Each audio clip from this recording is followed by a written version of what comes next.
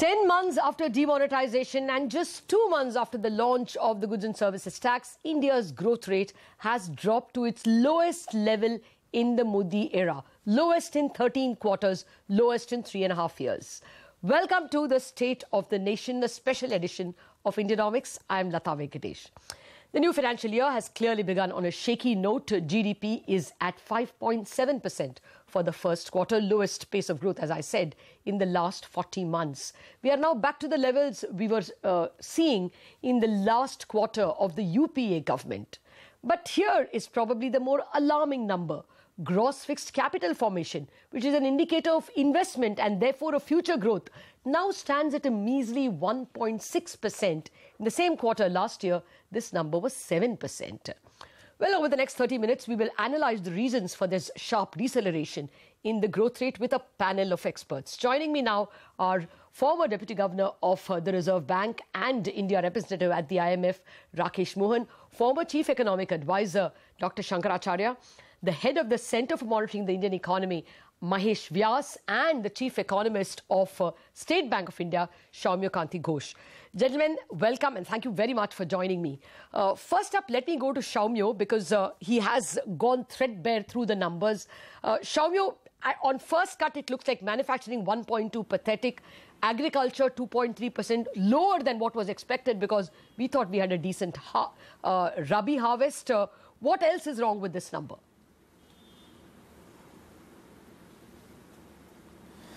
See, I think I would like to concentrate on the service sector because as we rightly pointed out in the course of the press conference by TC Anand, the manufacturing sector, the corporate GVA has in fact tumbled by around 8.4% as per our sample, and that closely resembles the manufacturing GVA. Now, regarding the service sector, there are three interesting trends which have emerged. The first is that the trade, hotels and transport and communication sector has jumped, I think, by 10% or 11.1% growth. And I think this is purely because of the GST impact, and a lot of firms have pushed up sales, and therefore this segment has done well. The other segment which has done well is the government sector, the public administration sector, where if you look into the revenue expenditure and you deflate it by the CPI, that has jumped by a massive 25% in the first quarter, and this was expected because the government was pushing up a lot of expenditure to pump prime the economy. The third interesting point, which again is basically the other sector, the finance, insurance, real estate sector. This sector actually has a very interesting take. In this sector, even though the deposits and credits of the banks are not growing, but this sector has still witnessed a 6.4% growth, which is a very much improvement of the last quarter of around, I think, 2.2%. If you look through the data very carefully, you will find that 73% of this sector is accounted for professional services. I mean by professional services, you mean chartered accountants, this insolvency professionals, these consultants because of this GST hiring. So I think all that has played a part in pushing up the growth rate of this sector. So in effect, the growth rate in this sector could have been bumped up a little bit because of the GST related impact. Okay. Well, this is not looking very good at all in that case because even the trade, hotels and transport communication services probably are at 11.1% because of GST destocking and therefore more sales and more trade happening, and we will not have that advantage in the subsequent quarters. And as you point out, even in financial services, 6.4, which we thought was respectable, perhaps will not have the same impetus in subsequent quarters. We'll do one thing. Let's also listen to what TC Anand said. Soumya referred to what he said about his reasons for why perhaps the GDP number disappointed. GVA is largely contributed for by the private corporate sector. 74% of manufacturing GVA comes from the corporate sector, and corporate sector performance in GVA has been poor. Even though top line, that is sales growth compared to last year, is quite good, there are two elements to the low GVA. The first, that there is a rise in cost. The second element behind corporate GVA being low, in addition to the rise in cost, is a very high level of inventory deaccumulation which takes place in the first quarter this year. Okay, so Anant is referring to two things. One, of course, destocking, which Soumya referred to. And the other thing he was pointing out is WPI was negative last year, same time. This time it's positive, which is why the real GDP looks like it is lower than last quarter or last year, same quarter. An explanation that we will come to again. But Dr. Rakesh Mohan, I think, are we just skirting the real issue? Is this quite clearly demonetization impact? I don't think that I have enough information in terms of the economic impact of demonetization to be able to comment on that. And also, I have to say that your other commentators are much better informed than I am with the kind of more detailed work that they've done. Yes. So I would actually take a more general view, which is that there does seem to have been, I think, continuing evidence of a real slowdown in overall investment in India. And the gross domestic capital formation data are confirming that it will grow only 1.6%, and especially private investment in manufacturing. So it does seem to me that we have been ignoring this manufacturing overall slowdown for quite some time. Second, that we don't seem to be connecting this at all to the very significant appreciation in the real exchange rate, which clearly has been affecting the manufacturing sector, not just last few months, but the last 3 or 4 years. And so I think that the key issue that we do need to concentrate on, and I'm abstracting sort of from the immediate issues because I don't have enough data to comment on them. But there are also some confusing data that I see in the GDP numbers. That on the one hand, coal has only grown by 0.7%, cement minus 2% from the infrastructure core sector data for April to July, but steel grew by 9.2% and power by 5.4%. So there's this reasonable degree of confusion in terms of trying to understand what's going on in the economy. And I think it would be very useful for the government to take a much closer look at the data and try to triangulate the different kinds of information that are coming up. But I would just repeat that the key issues of concern to me, and they've been of concern for quite some time, is indeed what's happening to the manufacturing sector over quite some time. One doesn't see any what you might call fizz in the manufacturing sector. If one talks to key businessmen in the country, they don't seem to have any enthusiasm for manufacturing.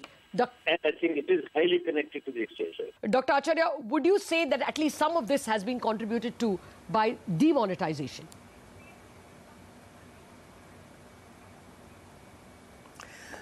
Possibly, Latha, but I think let's get this, put it in some historical perspective.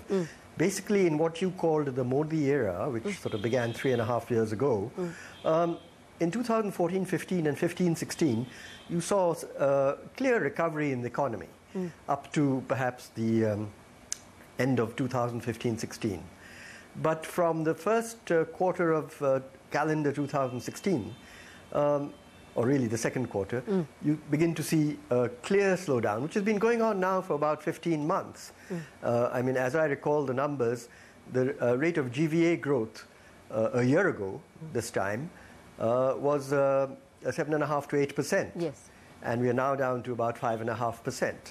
So I don't think that we should attribute, what I'm really getting at is that the slowdown had started before demonetization was announced. In my view, demonetization certainly exacerbated the problem of the slowdown for perhaps 1, 2, 3 quarters. We won't know till a long time how much and for how long the impact was.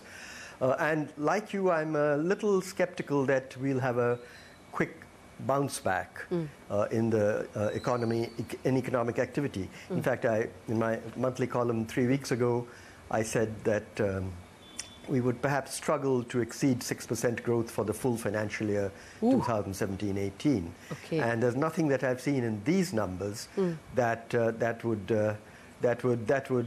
lead me to change my view at this stage. One last point. Yes. I do want to, as my friend Rakesh Mohan pointed out, I strongly agree that we should really be looking hard at the collapse in manufacturing that's been going on for certainly in the past year. A year ago, we were growing at faster than 10%. Now we're growing at lower than 2%. And I think it has a lot to do with, as he said also, overvalued exchange rate, which is not only hurting exports, but hurting domestic import substitution. And that, I think, is something critical. And indeed, in the short run, in my view, there's nothing else that the government can do to speed up or, if you like, allow for a stronger bounce back. Okay. Well, certainly overvalued exchange rate would account for some part of import substitution and therefore loss of economic activity in the country. But let me just get over one more point which the finance minister was making, that gross fixed capital formation was contracting negative in the first quarter of the calendar year or the fourth quarter of FY17, but it has picked up to 1.6%. Clutching at straws, as it were. But Mahesh Vyas, since you all look at capital expenditure very closely, is this a hope at all that we have bottomed out on capex? Well, I'll be frank and categorical. The answer is no.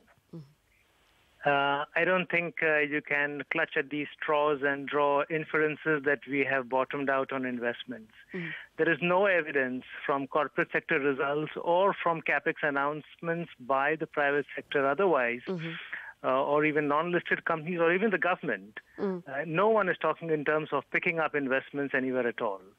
So the rate at which new investment proposals are being made and the rate at which investments are being implemented have both slowed down, and there is no sign of this coming up at all. I don't see this getting corrected in a hurry, essentially because demand actually is low, and this is reflected in RBI's Obicus survey, which indicates that capacity utilization is still very low. Yes. So till capacity utilization remains low, I see no reason why industry should invest into new capacities when they have spare capacities already available with them. Absolutely. I agree with Dr. Shankaracharya's analysis that the decline in GDP had begun already. I'll just add that demonetization that you have been asking everyone seems to have added to a further slowing down. So it does look clear that the trend was around 7.5%. And compared to that trend, we are down to 5.5%. We have lost about 2 percentage points. The only thing that's happened in between is demonetization and GST. Blame them 50-50, but they have to take the blame for the slowdown. Okay. Well, since you're blaming GST and that destocking is over and done with, Shaumyo, since you're even close to a bank, are you getting a sense that we are in the throes of a rebound in manufacturing? Is 1.2 at least the worst?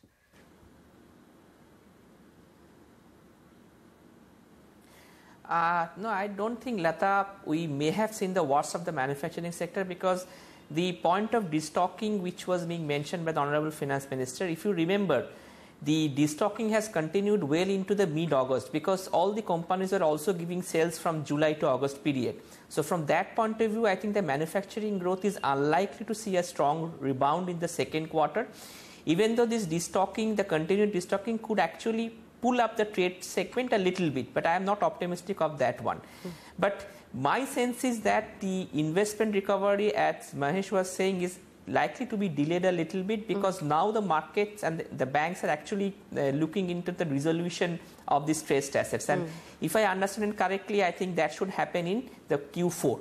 So once that happens, that will give a clear signal to the investment revival. So in Q2 and Q3, I am not seeing too much of an investment revival.